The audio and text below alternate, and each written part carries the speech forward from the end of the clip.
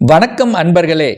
அஸ்ட்ரோசிரி channel வாயிலாக நான் உங்கள் அஸ்ட்ராலஜர் டாக்டர் சதீஷ். தனுசு ராசி அன்பர்களே, மூலம் 1, 2, 3, 4 நட்சத்திர பாதங்களையும், பூராடம் 1, 2, 3, 4 நட்சத்திர பாதங்களையும், உத்திராடம் 1 ஆக இந்த 9 நட்சத்திர பாதங்களை உள்ளடக்கிய இந்த தனுசு ராசி அன்பர்களுக்கு இந்த தை மாதம் தொழில் சார்ந்த விஷயங்கள் எப்படி இருக்கும் அப்படின்னு பார்க்கும் பொழுது 10ஆம் இடத்தை பார்க்கணும். அந்த 10ஆம் இடத்தின் அதிபதி என்று சொல்லக்கூடிய புதன் பகவான் உங்க ராசியிலே லக்னத்திலேயே உட்கார்ந்திருக்கார். அப்ப ராசியில புதன் இருப்பது உங்களுக்கு மேன்மையை தரக்கூடிய தன்மை. அப்போ உங்களுடைய எண்ணங்கள், செயல்கள், சிந்தனைகள், செயல்பாடுகள் அனைத்தும் தொழில் சார்ந்த விஷயம். அந்த தொழிலை எப்படி லாபத்தை பெருக்குவது என்கின்ற எண்ண ஓட்டங்கள் இந்த மாதம் அதிகமாக இருக்கும். ஏன்னா சுக்கிரனும் 11க்குரியவன், லாபஸ்தானத்தின் அதிபதி அல்லவா, அவரும் அங்கே ராசியிலேயே உட்கார்ந்திருக்கார். உங்க ராசி அதிபதியாக இருக்கக்கூடிய குரு பகவான் 5ஆம் இடம் என்கின்ற பூர்வ புண்ணிய ஸ்தானத்தில் அமர்ந்து கொண்டு உங்க ராசியை பார்ப்பது மேன்மை தரக்கூடிய, உயர்வை தரக்கூடிய ஒரு உத்தமமான ஒரு மாதம். அதாவது எண்ணிய காரியங்கள் ஜெயமாக கூடிய தன்மை, தன்னம்பிக்கை பெருகக்கூடிய மாதம், நல்ல புத்திசாலித்தனம், நல்ல அறிவு. என புதன்ங்கிறது அறிவு அல்லவா, அந்த அறிவு நுட்பங்கள், ஸ்ட்ராட்டஜிக் பிளான் பக்கவா வகுத்து இது இப்படித்தான் செய்யணும் அப்படிங்கிற அந்த புத்திசாலித்துடன் செயல்படக்கூடிய ஒரு அற்புதமான ஒரு மாதம் அப்படின்னு சொல்லணும். அதே சமயம் இந்த மாதம் பார்த்தீங்கன்னா, அதாவது 18ஆம் தேதி தை மாதம் 18, அதாவது பிப்ரவரி 1ஆம் தேதி அந்த புதன் பகவான் தனஸ்தானத்துல போய் அமர இருக்கிறார். அப்போ ஏற்கனவே தனஸ்தானம் இந்த தை மாதம் முழுவதும் தை 1லிருந்து 29ஆம் தேதி வரை சூரிய பகவான் அங்கு தனஸ்தானத்தில் இருக்க போறார். அப்ப இந்த சூரிய பகவான்ங்கிறது யாரு? உங்களுக்கு 9க்குரியவன், பாக்கியத்தை தரக்கூடிய சூரிய பகவான் தனஸ்தானத்துல. அப்போ இந்த தை 18ஆம் தேதி என்று சூரியனும் புதனும் இணைந்து புதன் ஆதித்ய யோகத்துடன் இருக்கக்கூடிய ஒரு அற்புதமான ஒரு மாதம். அதாவது புதனாதித்ய யோகத்துடன் இருக்கக்கூடிய தன்மை. அதே சமயத்தில் 9, 10ஆம் அதிபதிகள் இணைவு பெற்று தனஸ்தானத்தில் இருக்கக்கூடிய ஒரு அற்புதமான இந்த தை மாதத்தில் தொழிலில் நீங்கள் என்னவாறு பெருக்கணும், என்ன செய்யணும்னு நீங்க நினைக்கிறீங்களோ அது எல்லாமே உங்களுக்கு இருக்கும். ஒரு நல்ல தொழிலாளர்கள் உங்களுக்கு கிடைப்பாங்க.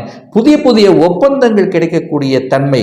ரொம்ப நாளா ஸ்டாக்காக இருக்குது, விற்பனையாகாம இருக்குதே, லாபமே கிடைக்க மாட்டேங்குதே அப்படின்னு இருக்கிறவங்களுக்கு லாபத்தை தரக்கூடிய தன்மைகள் மிகுதியாக இருக்கிறது.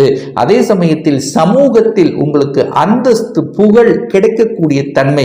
நீங்கள் எந்த தொழிலாக இருந்தாலும் அந்த தொழிலின் மூலமாக ஒரு கௌரவம், அந்தஸ்து கிடைக்கக்கூடிய தன்மைகள் இந்த மாதம் உங்களுக்கு சிறப்பாக இருக்கிறது.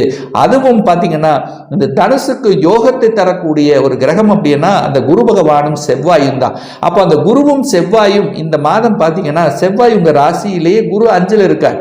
அப்போ செவ்வாயும் குருவும் பரிவர்த்தனை பெற்று பரிவர்த்தனை யோகத்துடன் இருக்கக்கூடிய ஒரு தன்மை. அப்போ இந்த மாதம் தனுசு ராசி என்பவர்களுக்கு குரு செவ்வாய் பரிவர்த்தனை யோகம், அதாவது குருமங்கல யோகத்துடன் இருக்கக்கூடிய தன்மை, சூரியனும் புதனும் இணைந்து புதனாதித்ய யோகம், 9, 10ஆம் அதிபதியில் இணைந்து தர்மகர்மாதிபதி யோகம். ஸோ இத்தனை யோகத்துடன் இருக்கக்கூடிய இந்த மாதம் தொட்டவைகள் துலகக்கூடிய தன்மை, எண்ணிய காரியங்கள் ஜெயமாகக்கூடிய தன்மை, எதையெல்லாம் விட்டு வைத்தீர்களோ அதையெல்லாம் எடுத்து செயல்படுத்தக்கூடிய தன்மை, மனதில் உறுதிப்பாடு, தன்னம்பிக்கை, தைரிய வீரியத்துடனும் எதையும் செய்யலாம், எதையும் சமாளிக்கலாம் என்கின்ற உத்வேகத்தை பெருக்கக்கூடிய தன்மை, குடும்பத்தில் ஒரு அமைதி கிடைக்கக்கூடிய தன்மை. குடும்பத்தில் இதுவரைக்கும் ஒரு பிரச்சனையாக இருந்தது, அதாவது கணவன் மனைவிக்குள்ளே ஒரு விரிசல் இருந்தது, இந்த மாதம் ஒன்று கூடக்கூடிய ஒரு அற்புதமான ஒரு மாதமாக உங்களுக்கு அமைகிறது. இதுவரை உங்க சூரியன் 2ஆம் இடத்தில் இருக்கிறதுனால உங்க பேச்சுக்கள் சூரியனை போல இருக்கும். அதாவது அதிகார தோரணையுடன் இருக்கக்கூடிய தன்மை, அரசு சார்ந்த விஷயத்தில் அனுகூலம், ஆதாயம் கிடைக்கக்கூடிய தன்மை, அரசாங்கத்தில் உயர் பதவிகள் கிடைக்கக்கூடிய தன்மை, சிலருக்கு ப்ரமோஷன், இடமாற்றம் நீங்கள் விரும்பியவாறு நடக்கக்கூடிய தன்மை. ஸோ அத்தனை அம்சங்கள் சிறப்பாக இருக்கிறது. குழந்தைகளினுடைய நலன் சார்ந்த விஷயங்கள் திருப்திகரமாக இருக்கும். குழந்தைகளினுடைய படிப்பு சார்ந்த விஷயங்கள் அட்டகாசமாக இருக்கும்.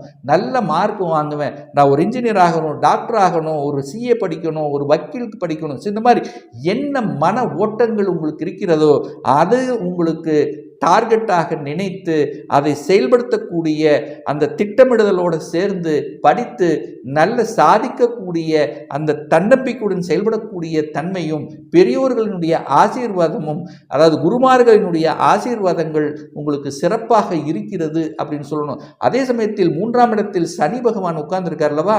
சனி 3ஆம் இடத்தில் இருக்கும்போது ஒரு அற்புத நிகழ்வு, தைரியத்தை வீரியத்தை கொடுக்கும். எடுத்த காரியங்கள் ஜெயமாகக்கூடிய தன்மை, சகோதர சகோதரிகள் மூலமாக அனுகூல வாய்ப்புகள், புதிய நண்பர்கள் கிடைக்கப்படுவார்கள் அப்படின்னு சொல்லலாம். அப்போ ரொம்ப நாளாக சின்ன குழந்தைகள், சின்ன கிளாஸில் படித்திருந்த நண்பர்கள் ஒரு 10 வருடங்களுக்கு உங்களுக்கு ஒரு பார்க்கக்கூடிய சந்தர்ப்பங்கள், அதன் மூலமாக உங்களுக்கு பல நன்மைகள் கிடைக்கக்கூடிய ஒரு நல்ல மாதம். 4ஆம் இடத்தில் ராகு உட்கார்ந்திருக்கார். அப்போ சுகஸ்தானத்தில் ராகு இருக்கும் போது நிச்சயமா சுகஸ்தானத்தை கெடுக்கும் அப்படிங்கக்கூடிய அமைப்பு தான். அப்போ சுகத்தை மட்டும், அதாவது உடல்நலம் சார்ந்த விஷயத்தில் மட்டும் கொஞ்சம் அக்கறை எடுத்துக்கணும். அது குறிப்பாக தாய் சார்ந்த விஷயம், தாய் வர்க்கம் சார்ந்த விஷயத்தில் கொஞ்சம் கவனமாக இருக்கணும்.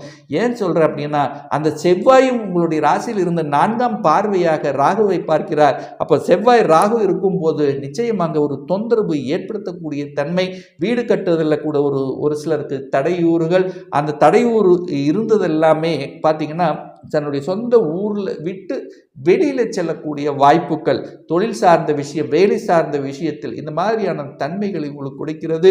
அப்போ உடல்நலம் சார்ந்த விஷயத்தில் மட்டும் கொஞ்சம் கவனமாக இருக்கணும். ராகு பிரம்மாண்ட காரகனுங்கிறதுனால, செவ்வாயும் பார்க்கறதுனால ஒரு சிலர் பார்த்தீங்கன்னா ஒரு புதிய வீடு வாங்கணும், பெருசாக ஒரு வீடு வாங்கணும். ஸோ இந்த மாதிரியான எண்ணங்கள், ஆசைகள், அதாவது ராகுங்கிறது பிரம்மாண்டம் அல்லவா, அளவுக்கு அதிகமான ஒரு ஆசைகளை கொடுக்கக்கூடிய தன்மைகளை உங்களுக்கு கொடுத்துரும். ஸோ அந்த விஷயத்தில் கவனமாக இருக்கணும். ஒரு வீடு வாங்கினாலும் இடம் வாங்கினாலும் டாக்குமெண்ட் பர்ஃபெக்டாக இருக்காங்கிறது பார்க்கணும். ஏன்னா ஏதாவது ஒரு வீடு சார்ந்த விஷயங்கள், நிலம் சார்ந்த விஷயத்தில் ஏதாவது ஒரு ரூபத்தில் தொந்தரவு கொடுப்பதற்கான வாய்ப்பு இருக்குது. அந்த இடத்துல கொஞ்சம் எச்சரிக்கையாக இருக்கணும். 5ஆம் இடத்தில் குரு இருக்கிறதுனால நிச்சயமாக குழந்தை பிறப்பு சார்ந்த விஷயத்தில் இந்த தனுசு ராசி என்பவர்களுக்கு நல்ல சாதகமான செய்தி தரக்கூடிய தன்மைகள், அதாவது ஒரு 60 வயது ஆனவர்கள் எல்லாம் பேரம் பேத்திகளை காணக்கூடிய தன்மைகள். அதே சமயத்தில் குழந்தை பிறப்புக்கு தடை ஏற்படுத்தி கொண்டிருந்தது. கடந்த வருடங்கள் பார்த்தீங்கன்னா குருவும் ராகுவோட இருந்து, ராகுவனுடைய கிரகணத்துவத்தோட அந்த குரு அழுத்தி இருந்ததுனால குழந்தை பிறப்புக்கு தடை கொடுத்தது. ஆனால் இப்போ இந்த தை மாதத்திலிருந்து அத்தனை விதமான தடைகள் விலகப் போகிறது. தை பிறந்தால் வழி பிறக்கும் என்பது கேட்க நிச்சயமாக ஒரு நல்ல வழி உங்களுக்கு கிடைக்க இருக்கிறது. வேலை இல்லாதவருக்கு வேலை, குடும்பத்தில் இருந்து வந்த பிரச்சனைகள் அத்தனையும் விலகக்கூடிய தன்மை, அதாவது வேலையில் இருந்து வந்த அத்தனை விதமான மன அழுத்தத்தில் இருந்து விடுபடக்கூடிய தன்மை, கடன் சார்ந்த விஷயத்தில் அழுத்தி கொண்டிருந்தது, பிரச்சனையாக இருந்தது, இஎம்ஐக்கே சரியா போச்சு, என்னுடைய வருமானம் இருந்தவர்களுக்கு கூட இப்போ நிச்சயமாக ஒரு 4 காசு சேர்த்து வைக்கக்கூடிய தன்மை, அந்த கடனை அடைக்கக்கூடிய சாத்தியத்தன்மை, எதிர்ப்பு சார்ந்த விஷயத்திலிருந்து நீங்க விலகிருவீங்க அல்லது அவங்க உங்களை விட்டு விலகி செல்லக்கூடிய வாய்ப்புகள், மேலதிகாரிகள் உங்களை புரிந்து கொள்ளக்கூடிய தன்மைகள், அதாவது சக ஊழியர்களுடைய ஒத்துழைப்பு, இது எல்லாமே இந்த மாதம் உங்களுக்கு சிறப்பாக இருக்கு. திருமணம் சார்ந்த சுப காரியங்கள் இனிதே நடக்குமா அப்படின்னு பார்த்தீங்கன்னா 7ஆம் இடத்தை பார்க்கணும் அல்லவா. அந்த 7ஆம் இடத்தை அதிபதி யாரு? புதன் பகவான் உங்க ராசியிலே உட்கார்ந்திருக்கார். அப்ப 7ஆம் அதிபதியை அந்த 7ஆம் அதிபதி என்று சொல்லக்கூடிய புதன் பார்க்கிறார், சரியா?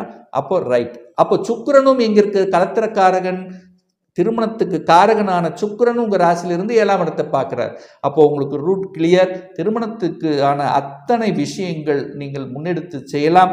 ஒரு சிலருக்கு நிச்சயதார்த்தம் ஃபிக்ஸ் பண்ணிடும், ஒரு சிலருக்கு திருமணமே நடந்தேறும். காதல் இருந்தவர்களுக்கு காதல் திருமணம் கைகூடக்கூடிய தன்மை, ஏற்கனவே டிவோர்ஸ் ஆனவர்கள், அதாவது 2ஆம் திருமணம் செய்யணும் என்று ஆசைப்பட்டு கொண்டிருக்கின்ற இந்த தனுசு ராசி என்பவர்களுக்கு உங்களுடைய ஆசைகள் நிறைவேறக்கூடிய தன்மைகள் இதெல்லாமே சிறப்பாக இருக்கு.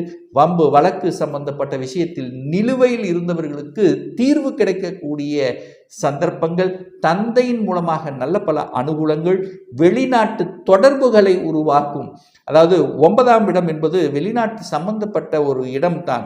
ஸோ அந்த இடத்தை குரு பார்க்கிறார், அதாவது ஒரு ராசி அதிபதி பார்க்கிறார். ஸோ உங்கள் எண்ணத்தில் ஆழமாக நான் வெளிநாட்டுக்கு தான் போய் வேலை பார்க்கணும், அல்லது வெளிநாட்டில் நாங்கள் உழைக்கணும், அங்கேயே செட்டில் ஆகணும், ஏற்கனவே நான் வெளிநாட்டில் இருக்கிறேன், இன்னும் எனக்கு ஒரு அடுத்த ஒரு பரிணாமத்துக்கு செல்லணும், அடுத்த ஒரு ஐக்குக்கு போகணும், ஒரு இடமாற்றம், ஒரு ப்ரமோஷன், இந்த மாதிரியான வெளிநாட்டில் இருப்பவர்கள் எதிர்பார்க்கக்கூடிய அந்த விஷயங்கள் அத்தனையும் உங்களுக்கு சாதகமாக முடியக்கூடிய தன்மை. 9ஆம் இடம் என்பது உயர்கல்வியை கொடுக்கக்கூடிய தன்மை அல்லவா. ஒரு சிலர் பிஜி படிக்கக்கூடிய தன்மை இருக்கும், ஒரு சிலர் ரிசர்ச் சார்ந்த விஷயத்தில் என்ட்ரி ஆவதற்கான தன்மை, ஏற்கனவே ரிசர்ச்சில் இருந்திருப்பவர்கள் கண்டுபிடிக்கக்கூடிய தன்மைகள், இதெல்லாமே உங்களுக்கு சிறப்பாக இருக்கு. 10ல் ஒரு கேது, 10ல் ஒரு பாவியாது இருக்கணும். ஸோ அந்த வகையில் கேது இருக்கார். அது கன்னியில் இருக்கக்கூடிய கேது உங்களை எந்த விதத்திலும் பெரிய கெடுதல்கள் செய்ய போவது இல்லை. அப்போ 11ஆம் இடத்தை அந்த குரு பார்க்கிறார். அப்போ 5, 11ஆம் இடங்கள் தொடர்பு ஏற்படுத்தி கொண்டிருக்கின்ற இந்த காலகட்டம் பார்த்தீங்கன்னா நிச்சயமாக 5ஆம் இடம் என்பது பூர்வ புண்ணியம்.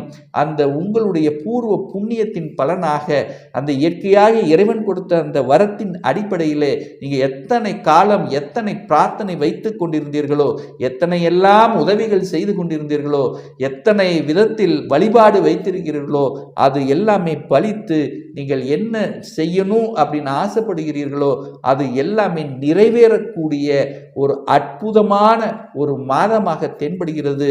இந்த தனுசு ராசி அன்பர்களுக்கு ஒரு நல்ல தெய்வ வழிபாடு அப்படின்னு எடுத்துக்கொண்டால் இப்போ இந்த மாதம் பார்த்தீங்கன்னா ஒவ்வொரு செவ்வாய்க்கிழமை என்று துர்க்கை அம்மனை வழிபடுவது உங்களுக்கு சிறப்பை ஏற்படுத்தும். ஏன்னா 4ஆம் இடத்துல ராகு இருக்கார் அல்லவா, அப்போ சுகத்தை ஏதாவது ரூபத்தில் கெடுத்து கொண்டிருக்கும். அப்போ உடல்நலத்திலிருந்து விடுதலை பெறுவதற்கும் அந்த சுகத்தை கெடுப்பதிலிருந்து குறைப்பதற்காக நீங்கள் ஒவ்வொரு செவ்வாய்க்கிழமை என்று துர்க்கை அம்மனை வழிபாடு செய்தால் நிச்சயம் நல்ல வழி பிறக்குங்கிறதுல எந்தவித மாற்று கருத்தும் கிடையாது.